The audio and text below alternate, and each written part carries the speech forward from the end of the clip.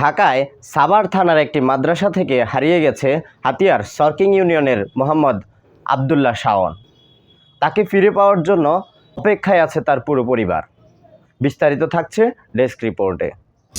দ্বীপের হৃদয় 24, দ্বীপের মানুষের হৃদয়ের কথা কয়।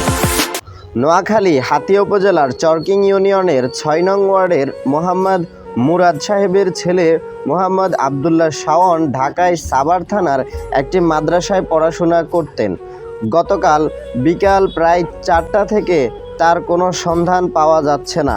মাদ্রাসার শিক্ষকদের সাথে কথা বলে জানা যায়, গতকাল ৪টার পর থেকে সে আর মাদ্রাসায় ফিরেনি।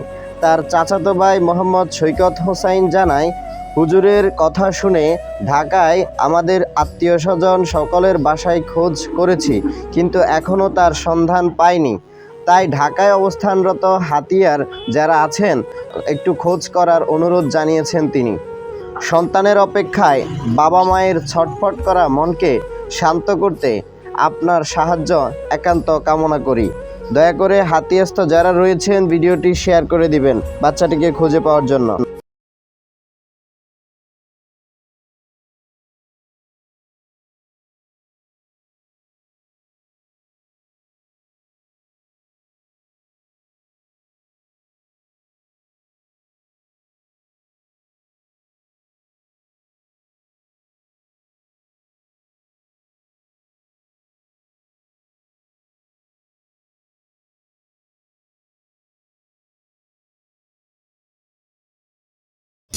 দ্বীপের হৃদয় 24, দ্বীপের মানুষের হৃদয়ের কথা কয়।